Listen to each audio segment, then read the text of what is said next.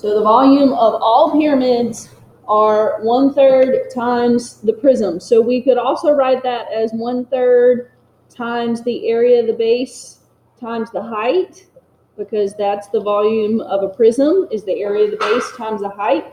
So the volume of a pyramid is 1/3 times the area of the base times the height. Okay, so let's look at that first one. That is a rectangular pyramid. It's named by its base. So the base here is a rectangle. So it's a rectangular pyramid. So let's start with the area of its base. The area of its base is 21 times 9.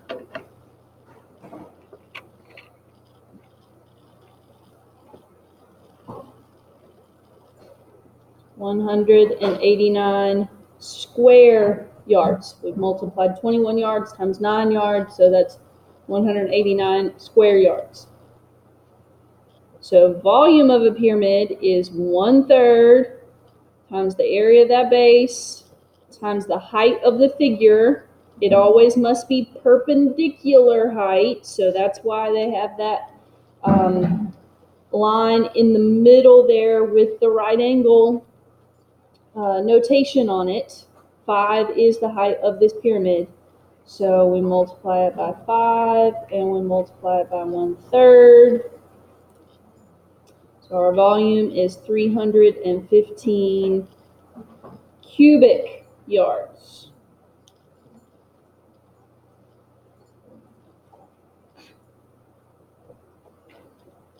Okay. So look at the next one. The next one, the base is a triangle. So that is a triangular pyramid.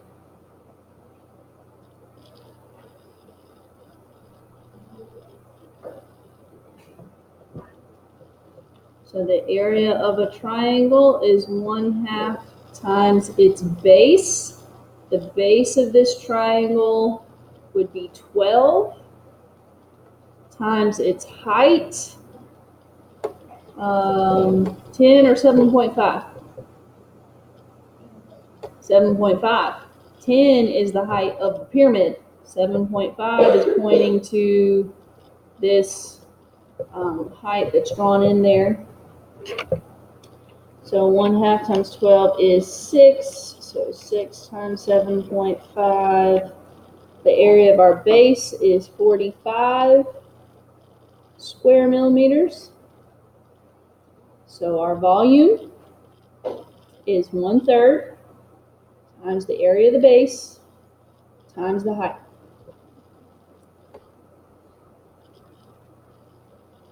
That's 150 cubic millimeters. How did I figure that out so fast? 1/3 of 45 is 15. 15 times 10 is 150. But you're certainly welcome to use your calculator if you need to. All right. Any questions about those two?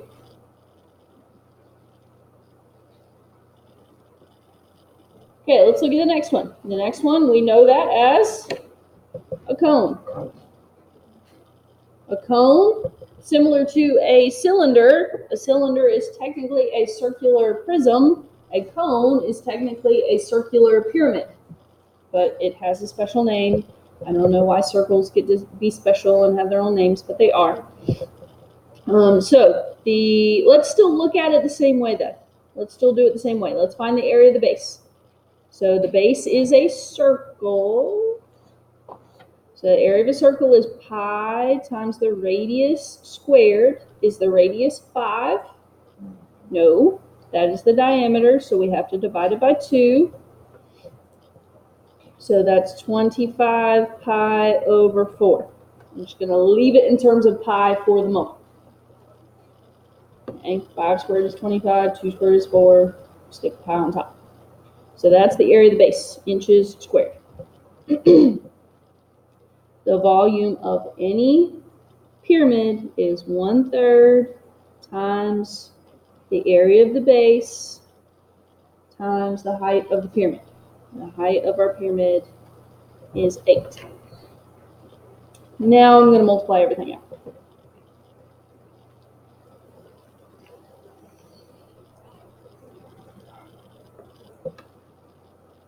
So that is approximately 52.36 cubic inches.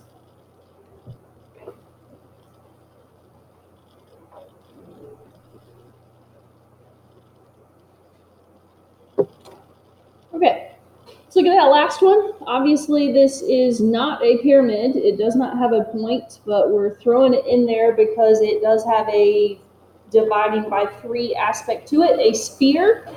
Okay, volume of a sphere is 4/3 pi r cubed.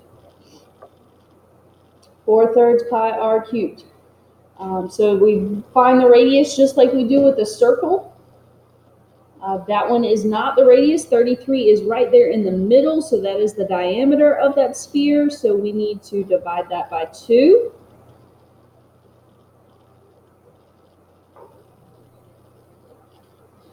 Before we cube it.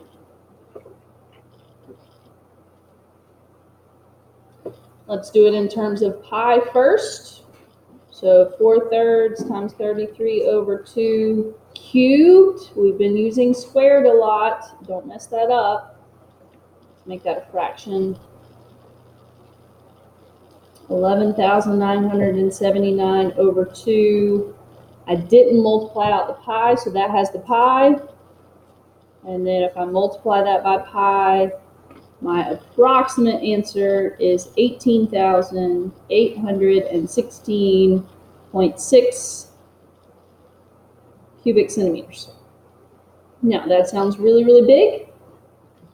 Keep in mind we're dealing with centimeters. Centimeters are not that big, so that volume is not as big as it seems. I mean, it's still pretty substantial, but it's not as big as it seems.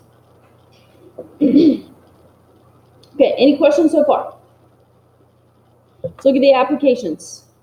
Okay, a cone has a volume of 1,309 cubic centimeters. If the height of the cone is 8 centimeters, find its radius. So we need to start with our volume formula for a cone. Volume is 1/3 pi r squared h. Let's plug in what we know. They tell us the volume. So 1,309 goes on this side. We don't know the radius. That's what we're trying to find. Find the radius. So r is still a variable, and the height is 8.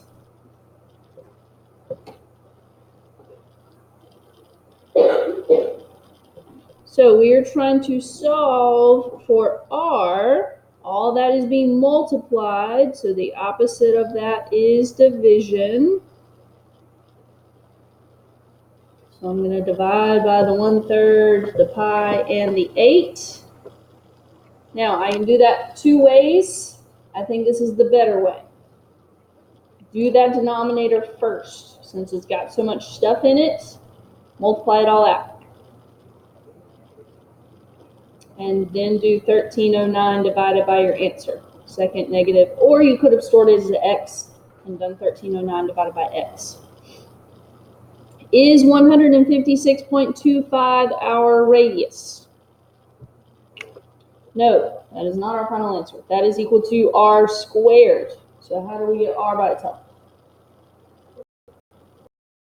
What's the opposite of squaring something? Square root.